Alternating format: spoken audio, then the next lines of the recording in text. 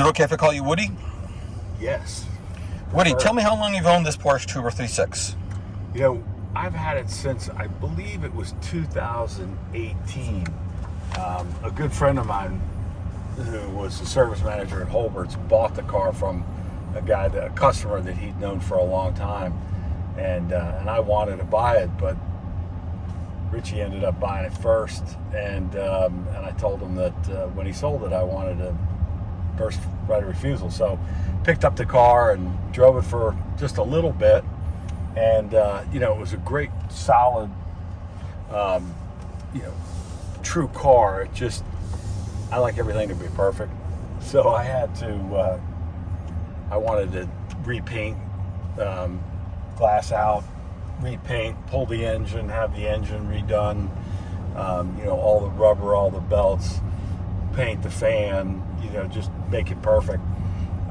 So that was the beginning of the rabbit hole. And I had the wheels redone by Jim Dorochik out in California.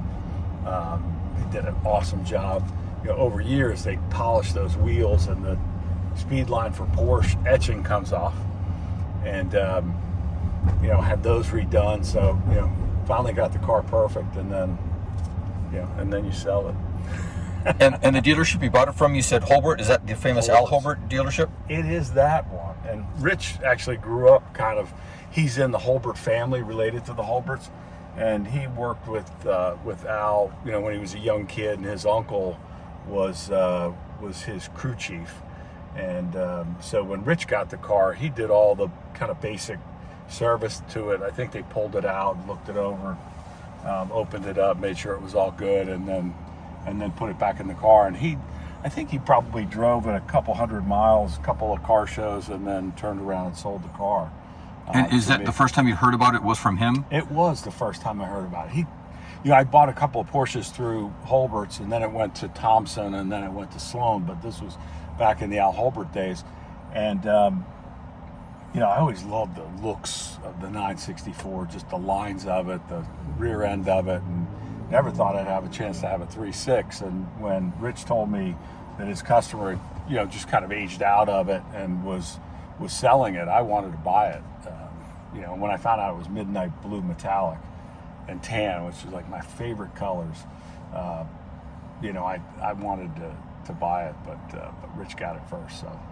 And it was sold by Sloan at some point as well? No, Sloan picked up, you know, I forget what year Thompson bought Holbert's in Warrington, PA. And then I think it was 2 or 3 years later that Sloan bought Thompson out. And that's when the service manager at that time, Rich, left and actually started his own business. So that was kind of the order of things. I mean, I bought a couple of cars from them in the past, and that's how I heard it through Rich, who raced.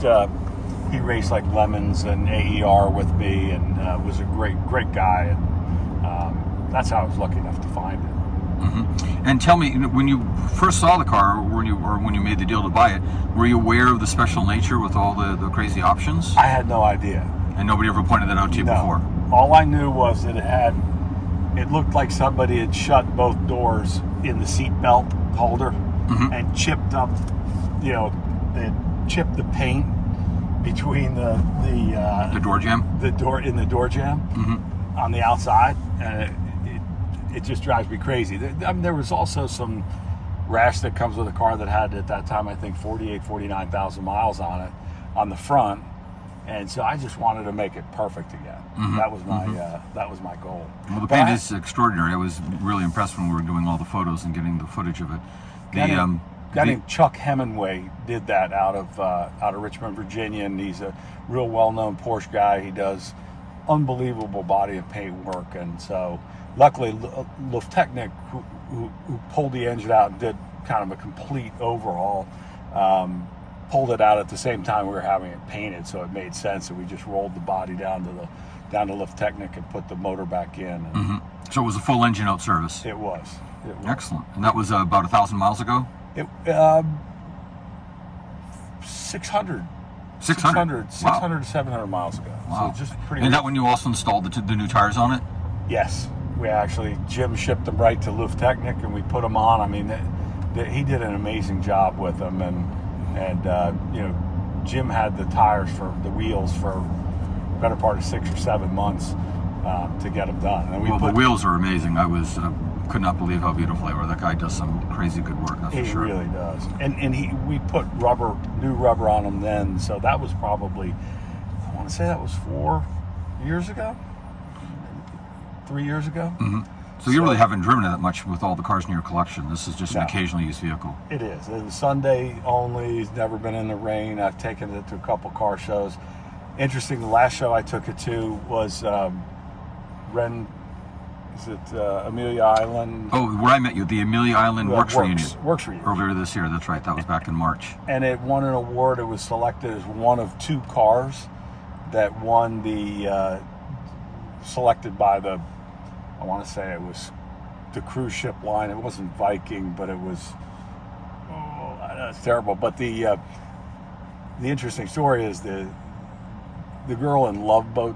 I don't know if you remember the show Love Boat. Sure. They had the captain, and he had a daughter, a small blonde daughter, and that young lady was at the reunion, and her and a captain went around and picked their 2 favorite cars at the entire thing and gave us a free 10-day cruise.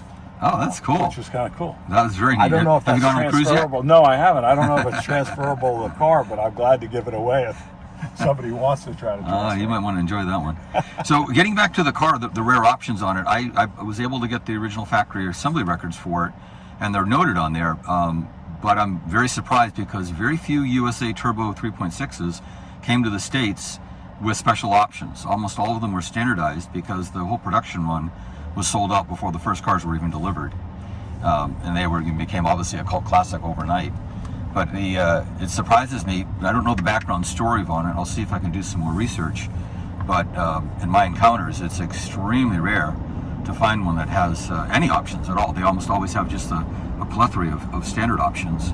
But the dark redwood shift, the root wood, the root wood shift, and the brake handle, and the Porsche Crests, the Porsche Crest, the ceramic Porsche Crest on the wheels, I'd never seen before. I knew it was an option on some cars. I just never saw one on a Turbo 3.6. Yeah, the gentleman ordered the car, and Rich told me it came out of Holbert's. I don't know if they did a switch with Greenwich, because Greenwich, Connecticut is on the price sheet. What is it? Window sticker. And but he had it serviced originally at Holbert's, and that's how Rich knew about the car. And then he moved down. It says 2 owners, but I believe it was one that moved down from PA down to Florida and then back up and sold the car to Rich. So the car was down. I know it was serviced at Brumos a couple times, but I think he ordered the car specifically with those options on it. And in the meantime, a good friend of mine came up with the handle, both a tan leather handle for the shifter and for the emergency brake. If somebody wanted to either keep the root wood in better shape and take it off and change it if they don't like it, I have those available if somebody would like that. Oh, that would be very nice. I'm sure that'll be very exciting for the people that are going to be looking at this during the auction and bidding on it.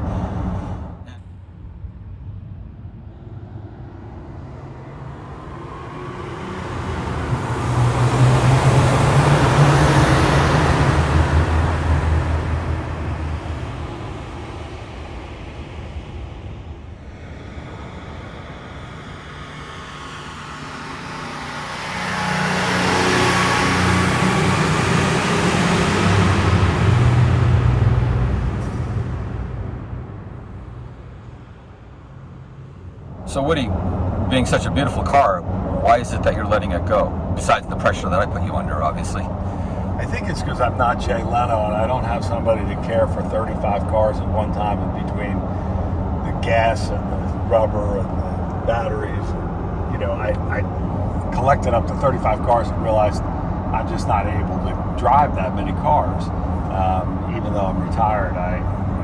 So I'm trying to narrow the cars down to about 8 cars, and I've got a handful of Porsches, and I feel like this one I finally got it perfect, so it's time to sell it.